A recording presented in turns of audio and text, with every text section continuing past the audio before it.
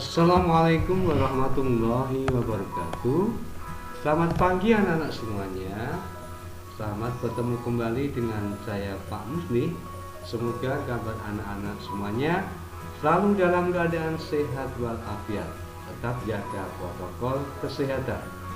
Anak-anak semuanya, kali ini kita akan melanjutkan kembali untuk pembelajaran tema 2 persatuan dalam perbedaan untuk subtema 2 untuk pembelajaran yang ketiga. Pada pembelajaran yang lalu kita sudah belajar bagaimana kita belajar tentang kalimat efektif, kalimat tidak efektif, sehingga anak-anak nanti bisa membedakan mana yang merupakan kalimat efektif dan mana yang bukan kalimat efektif.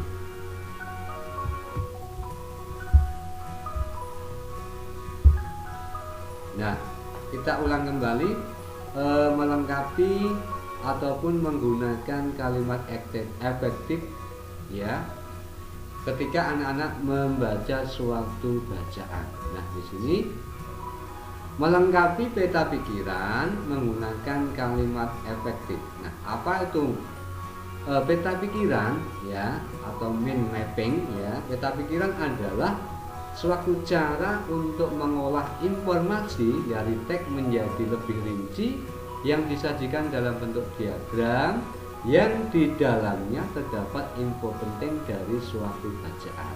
Nah, untuk mempermudah anak-anak membuat peta pikiran, maka gunakanlah kata tanya apa, mengapa, bagaimana, kapan, dan di mana, sehingga anak-anak mudah untuk membuat peta pikiran dan mudah untuk mengingat informasi penting yang ada dalam suatu bacaan. Kemudian setelah mengetahui peta pikirannya dan mengetahui informasi penting dalam bacaannya, maka gunakanlah kalimat efektifnya. Nah, seperti ini misalnya dalam bacaan anak-anak tentang pertempuran Ambarawa. Nah, gunakan dengan kata tanya apa? Nah, maka pertanyaannya, apa yang kamu ketahui tentang pertempuran Ambarawa? Ini maka peta pikirannya pertempuran yang berkobar di Ambarawa. Kemudian yang kedua, mengapa terjadi pertempuran Ambarawa? Maka jawabannya untuk peta pikirannya, karena sekutu mengingkari janji perundingan damai. Kemudian dengan kata tanya siapa? Siapa yang terlibat dalam pertempuran Ambarawa? Jawabannya Tentara Keamanan Rakyat dan pasukan Inggris dan Nica. Kemudian pertanyaan berikutnya dengan bagaimana? Maka pertanyaannya, bagaimana akhir dari pertempuran Ambarawa? Maka jawabannya, Indonesia berhasil merebut Ambarawa dan sekutu mundur. Kemudian yang berikutnya, kapan terjadi pertempuran Ambarawa? Pertempurannya terjadi tanggal 12 Desember 1940. Nah, di mana terjadi pertempuran Ambarawa? Maka jawabannya di Ambarawa. Nah, ini kalimat-kalimat tanya apa, mengapa, siapa, bagaimana, kapan, dan di mana ini digunakan untuk memudahkan memperoleh informasi dalam membuat peta pikiran dari bacaan yang dibaca. Nah, ini lakukan setiap anak-anak membaca suatu bacaan dan ingin mencari informasi penting tersebut dalam suatu bacaan. Untuk berikutnya, pada pembelajaran yang lalu anak-anak juga sudah mempelajari ciri khusus dari makhluk hidup ya, ciri khusus dari suatu makhluk hidup, dan yang kita pelajari adalah ciri khusus dari hewan. Ciri khusus itu adalah ciri khusus yang dimiliki oleh hewan tertentu dan tidak dimiliki oleh hewan lain ya. Tujuan ciri khusus itu tentunya untuk mempertahankan diri, untuk melindungi diri dari musuhnya, untuk beradaptasi, dan untuk mencari makan. Nah, kali ini kita ingat kembali bagaimana ciri khusus ataupun adaptasi dari hewan hewan berikut ini. Ya, ini ada hewan unta. Nah, cara unta beradaptasi dengan kondisi lingkungannya adalah satu, unta mempunyai punuk. Punuk unta ini berisi cadangan lemak. Ya, cadangan lemak yang digunakan untuk menjadi energi. Kemudian unta ini mempunyai bulu mata yang tebal. Nah, ini fungsinya untuk melindungi debu di padang pasir dan melindungi sinar matahari. Kemudian unta juga mempunyai kaki-kaki yang kuat. Nah, ini fungsinya untuk berjalan di gurun pasir yang sangat panas. Ini merupakan adaptasi dan ciri khusus pada unta.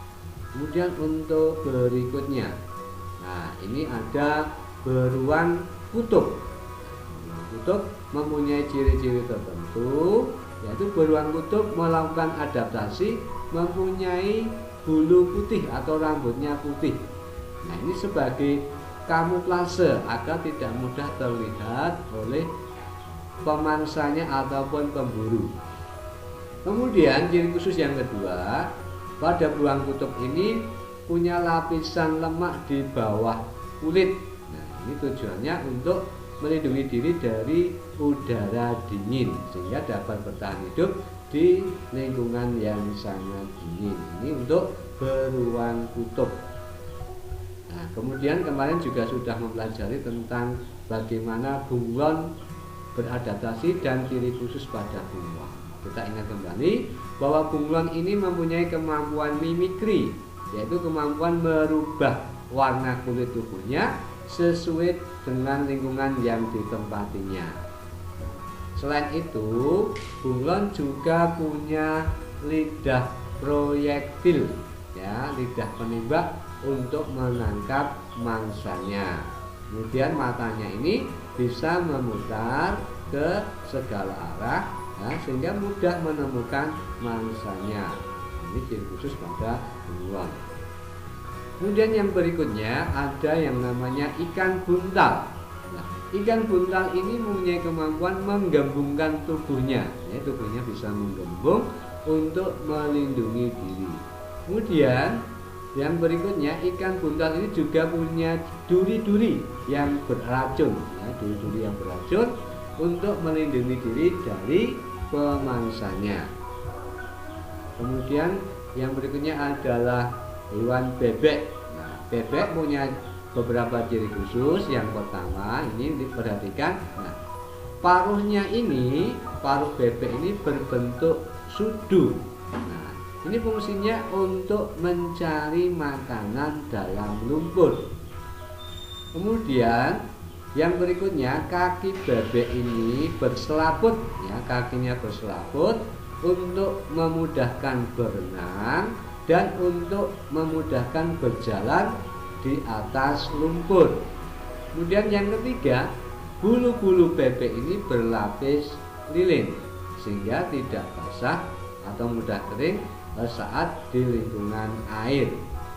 Ini ciri khusus pada hewan bebek. Kemudian ciri khusus yang berikutnya atau hewan berikutnya adalah elang. Elang punya ciri khusus, punya paruh yang tajam, ya, tajam dan melengkung. Kemudian punya struktur kaki dengan cakar yang tajam, ya. Struktur kakinya ini punya kuku-kuku yang tajam. Nah, tujuannya paruh yang tajam dan cakar yang tajam ini untuk mempermudah memperoleh mangsanya, sehingga mangsanya ini mudah dicengkeram dan dengan paruhnya yang tajam mudah untuk merobek mangsanya. Ini ciri khusus pada hewan elang. Selain itu, elang juga mempunyai penglihatan yang sangat tajam. Kemudian ciri khusus yang berikutnya ada beberapa hewan. Ini ada tokek, kemudian ini ada kelelawar, tapi sudah ada unta, dan ini ada burung hantu. Nah, pada tokek ini juga sama, mempunyai lidah proyektil, ya, lidah untuk menangkap mangsanya. Ini pada tokek. Nah, kemudian pada tokek pun juga punya kaki berperekat ya, kaki berperekat ini, sehingga apa? Tokek ini bisa merayap pada dinding tanpa jatuh.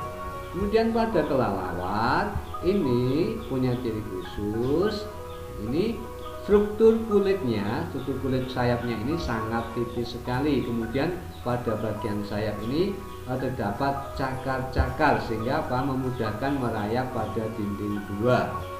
Kemudian kelelawar ini mempunyai kemampuan ekolokasi, yaitu kemampuan mendeteksi benda-benda di sekitarnya dengan cara mendengarkan bunyi pantul yang dikeluarkannya.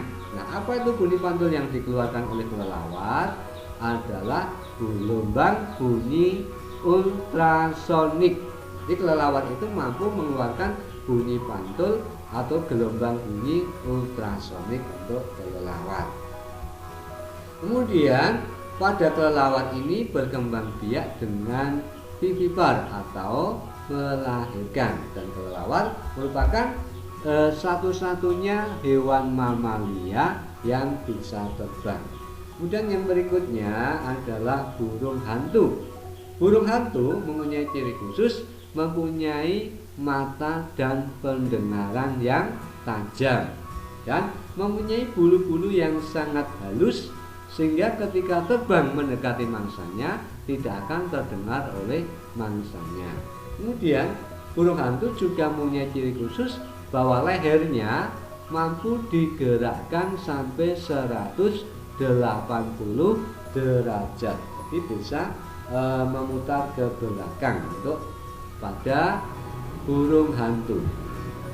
Untuk berikutnya beberapa hewan yang punya ciri khusus, diantaranya adalah cicak. Nah, cicak adalah hewan yang mempunyai ciri khusus. Satu, mempunyai kaki berperekat sehingga bisa merayap pada dinding tanpa jatuh.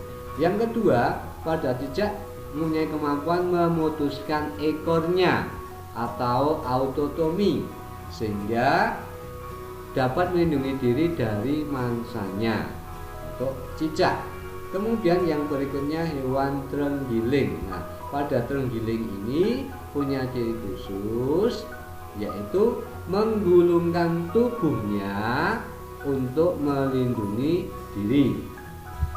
Kemudian pada belalang sembah, ya, belalang sembah dan belalang daun ini punya ciri khusus, yaitu kamuflase. Yaitu apa? Mempunyai warna tubuhnya ini sama dengan warna daun yang dihinggapinya. Artinya kebanyakan ini mempunyai warna tubuhnya, warna hijaunya ini atau warna sesuai habitatnya sehingga dapat berkamuflase dan tidak mudah ditemukan mangsanya. Kemudian ada hewan zebra. Nah, pada hewan zebra ini punya ciri khusus tubuhnya ini, ya, kulit tubuh ini bergaris-garis putih dan hitam. Ini tujuannya untuk menyamarkan diri dari musuhnya. Ini untuk melindungi diri dari musuhnya. Kemudian yang berikutnya ada beberapa ciri khusus yang dapat kalian perhatikan. Misalnya gajah. Nah, gajah ini punya ciri khusus mampu mendengarkan bunyi ultrasonik, mampu mendengarkan bunyi infrasonik. Nah, ini fungsinya untuk memperlebar dan memperluas pendengaran. Kemudian yang berikutnya mempunyai telinga yang besar, memudahkan berkomunikasi dengan sesama gajah. Kemudian punya gading dan belalai. Gading ini fungsinya untuk melindungi diri dan belalainya ini untuk mengambil makanan dan untuk menyedot air.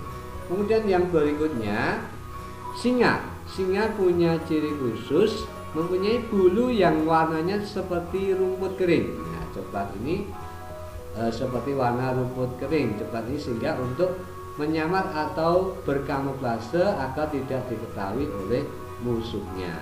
Kemudian yang ketiga, anjing punya ciri khusus. Satu, biasanya anjing menjulurkan lidahnya. Nah, ini untuk mengeluarkan panas tubuhnya. Kemudian anjing mempunyai penciuman yang tajam. Tujuannya untuk mendeteksi atau menemukan makanan. Kemudian anjing juga menggerakkan daun telinganya. Nah, ini untuk mencari sumber suara. Kemudian tidurnya ini membungkuk ya.